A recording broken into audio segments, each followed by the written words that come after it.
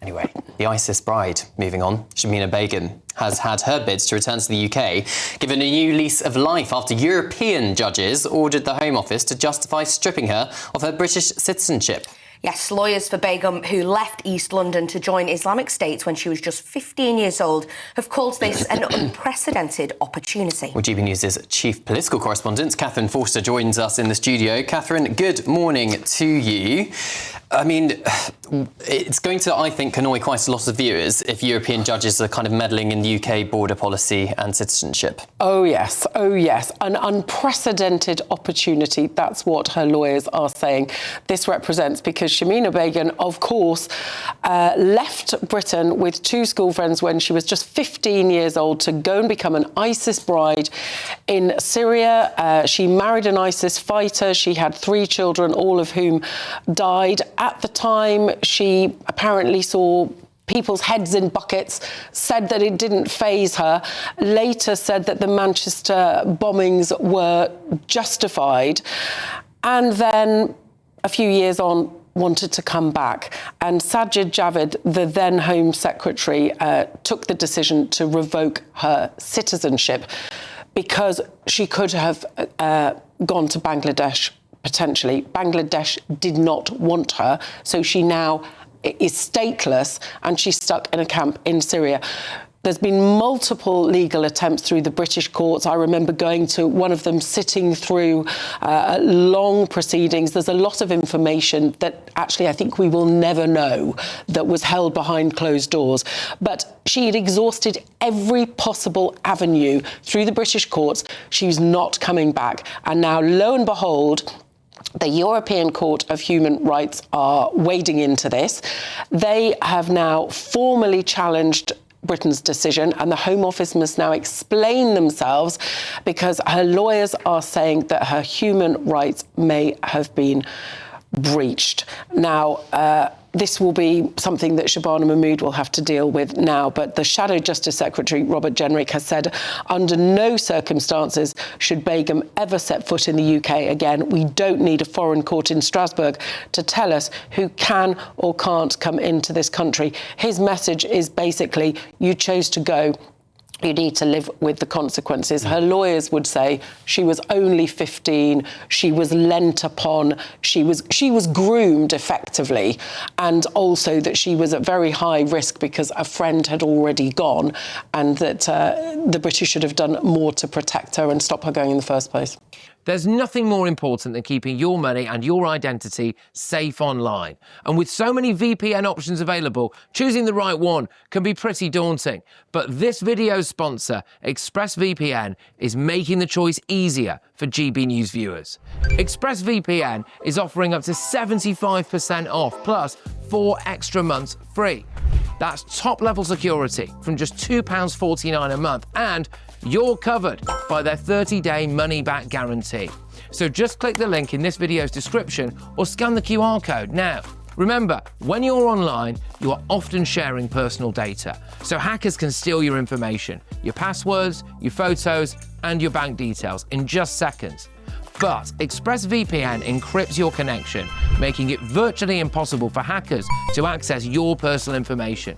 So why choose ExpressVPN? Well, it couldn't be easier to use. With just one click, you are protected. And ExpressVPN uses military-grade AES 256 encryption, which is the same standard trusted by the US government to guard their classified information. With their new tiered plans, you can protect up to 14 devices at once and manage passwords securely. Live chat support is available 24/7, and it typically connects you in under a minute with a real person. Click the link in this video's description or scan the QR code to get up to 75% off ExpressVPN, plus 4 months extra for free. Start protecting yourself today with ExpressVPN. Now, her lawyers are describing this as unprecedented, so, of course, there is no precedent. We don't know what's going to happen. But what would you anticipate to happen next, Katherine? I think there's going to be an almighty row, and I think viewers watching this will be probably beside themselves, because now about half the population are supporting parties, Reform and the Conservatives, who said that we will leave the ECHR.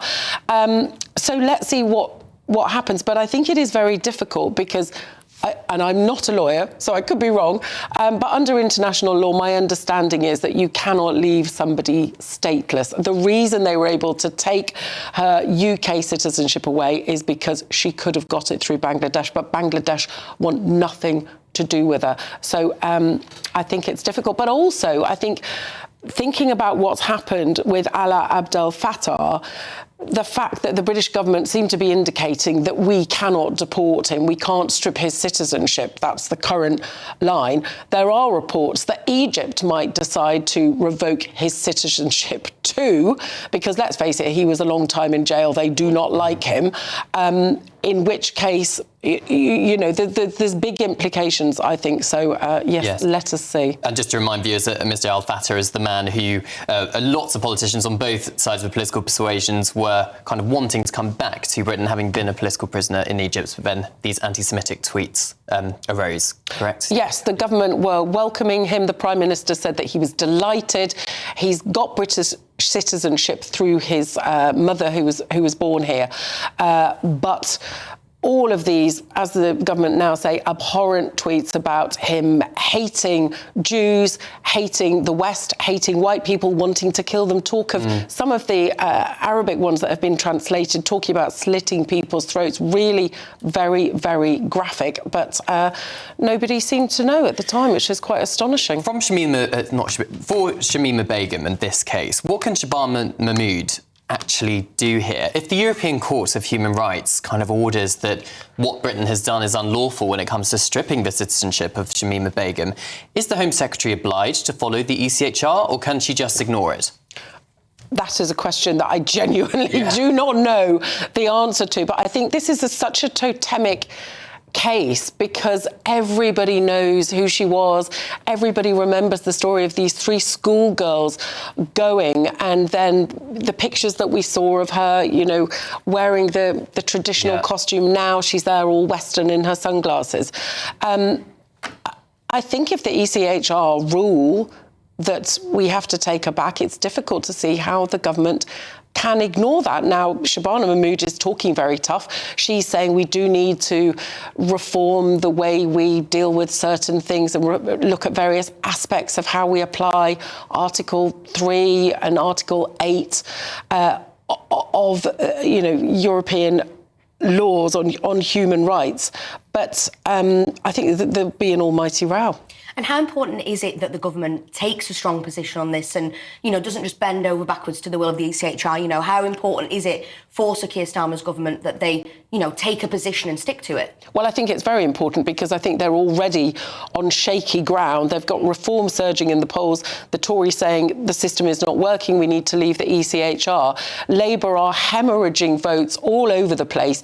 Yes to reform, some to the Lib Dems, a lot to the Greens. The government's approval rating, the latest survey, is just 12% of people currently approve of the government. Gosh. 68% disapprove. So their poll ratings are on the floor, and already there'll be many people that think the Prime Minister was a human rights lawyer, that lawyers have too much influence, that they have too much sway, and they stop us doing things that we should be doing.